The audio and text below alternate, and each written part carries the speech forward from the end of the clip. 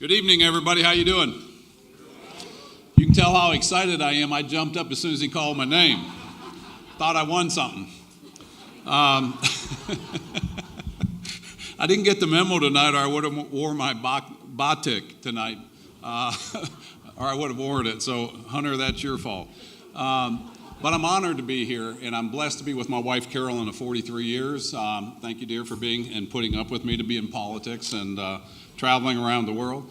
I'm also honored and have the privilege of being having Ed Royce as my mentor in foreign affairs, and he's somebody I know. He's a friend of this organization, and we have Hunter Stroop here, who runs our Asia Pacific Subcommittee on Foreign Affairs.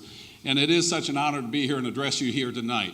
This is an important meeting. This is an important society for your country and for our country. Thank you. I was going to do that later.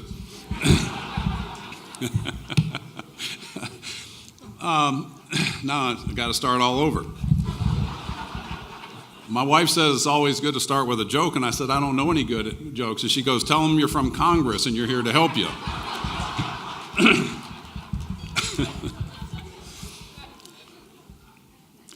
But I am fortunate to share USINDO's mission to deepen U.S.-Indonesia relationship, and I'm honored to be here, as I said. It is, I feel this is very important.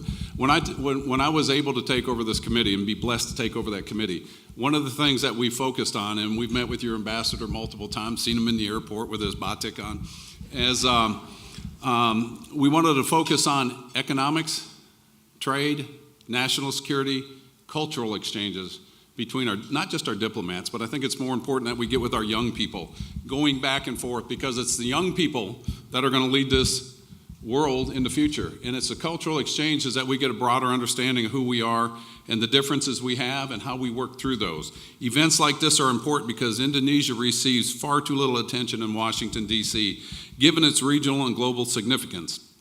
And it's groups like yours that keep that awareness out there. I'd like to briefly share some of the issues that drive interest in Indonesia among members of the United States Congress. As you've no doubt heard many times, Indonesia is Southeast Asia's most populous country. I feel like you guys already know this. The world's third largest democracy, and we're the oldest democracy. And we still don't have it right, so be patient. You're the fourth largest population and the 10th largest economy. These statistics are brought up endlessly in the context of Indonesia, but the reason they're truly interesting is because Indonesia has so much more room to grow. You know, being the oldest one around us, we see the potential. We see so much potential that is on the doorstep if we get this right, if we get these relationships right and focus on those things that are going to propel us. You know, so many times in politics, we're looking at, especially here in Washington, and I can be critical of that because I'm here. Slow down, am I talking or am I too loud? Thank you. You must know my wife. I tend to get talking real fast when I get nervous. So I'll slow down. Thank you for that. I forget where I was. We get so short-sighted of where we're going. We all learned how to drive a vehicle, or most of us. And I remember my mom, when I was driving, I was looking at the little emblem in the front of the car, and I was all over the road. She goes, "Raise your gaze up, look down the road." We as nations need to look down the road, 20, 50, 100 years down the road. I'm going to look at you if I'm going too fast. We look forward to increased, this is parts I wrote, increased trade, building stronger economies together, as I said, culturally, exchange between not just our diplomats, but our students. Indonesia represents a massive demographic potential, most of which is ready to be unleashed. For Indonesia, this means a chance to become more of a regional and global leader that you already are, and a true economic powerhouse. For the United States, Indonesia's potential hits at the rise of another strong and vibrant regional partner with shared demographic values. The United States and Indonesia have a joint interest in Indonesia's rise. Jakarta also hosts the ASEAN Secretariat and U.S.-Indonesia's cooperation is critical in the ASEAN context. ASEAN is Southeast Asia's premier multilateral grouping and makes up the world's third largest population and the fifth largest economy. This is something that when I came to Congress, I didn't know. And being in Congress for almost 6 years, a lot of the members of Congress don't realize what ASEAN is or the significance of that. And this is why what you do is so important. It's roughly 653 million people, $2.5 trillion in trade. Do you think we might better pay attention? And that's the message that we want to drive home over and over again. As the second fastest growing economy in Asia, and with a combined economy of over $2.5 trillion, the importance of ASEAN as a market for the United States cannot be overstated. And I want you to know, as a member of the Foreign Affairs Committee, as a chairman of the subcommittee, ASEAN, we value our relationship with Indonesia and with the ASEAN countries, and I think that's shown by being the first nation or the first country to have an ambassador to the ASEAN nation organization, and also a mission to ASEAN. Like U.S.-Indonesia engagement, U.S.-ASEAN engagement is only becoming more important to the United States. In 2015, the U.S.-ASEAN relationship was elevated to a strategic partnership, and 2016 marked two important firsts. And I think these are so important. The first U.S.-ASEAN summit at Sunnylands, California, followed by its first ever visit to a sitting president, President Obama, visiting Laos. Last year, President Trump embarked on the longest presidential trip to Asia since 1991, centered around APAC leaders and meeting at the East Asia Summit. The increasing level of U.S. focus on Asia generally and Southeast Asia specifically is driven by more than economic interest. The ASEAN bloc, especially Indonesia, is located astride some of the world's most critical strategic sea lanes, which are central to regional stability and the administration's free, open, and Indo-Pacific strategy. ASEAN is a critical diplomatic, economic, and security partner for the United States and shares the U.S. pursuit of regional stability through rules, order, and peaceful dispute settlements. This is so important today with what's going on in the world. You know, we have a change in the world we haven't seen since World War II. It's a tectonic shift in world powers. That's why our relationships are so important, that we forge these relationships based on economics, based on trade, national security, and the relationships we build between the future leaders between our countries.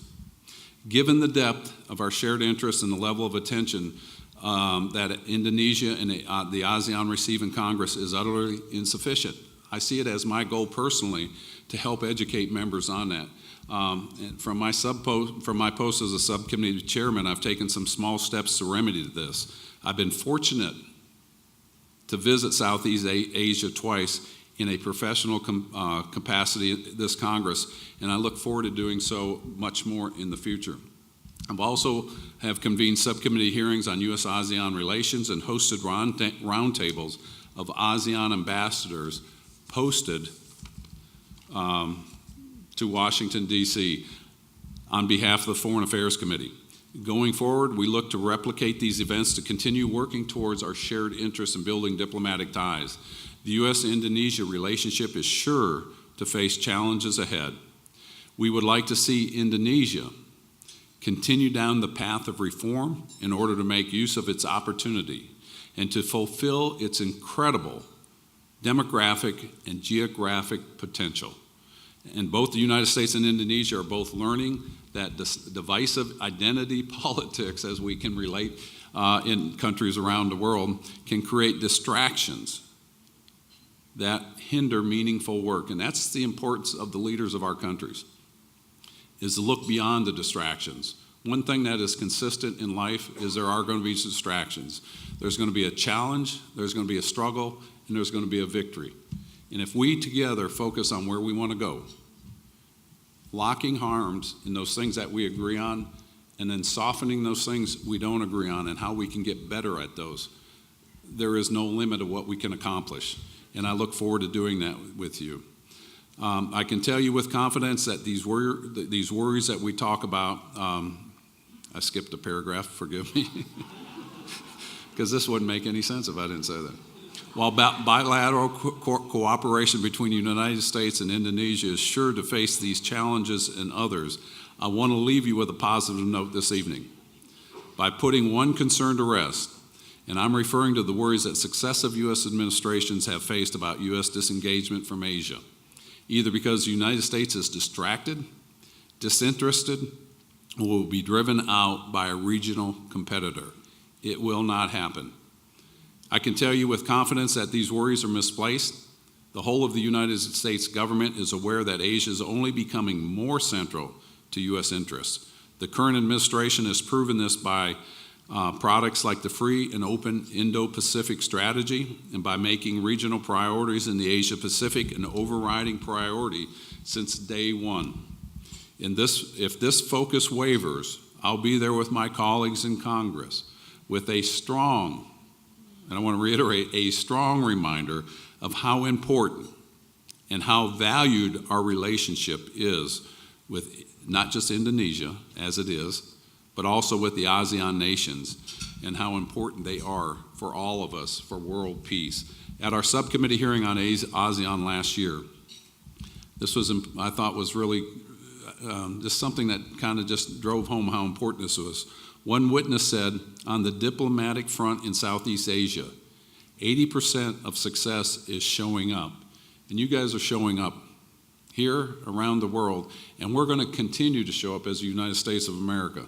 Without a doubt, the United States is going to keep showing up in the Southeast Asia and making the most of critical emerging partnerships like our relationships with Indonesia. I thank you for allowing me to be here. And you know, when you hire a veterinarian to be a congressman, sometimes they don't speak so well. So I appreciate your patience.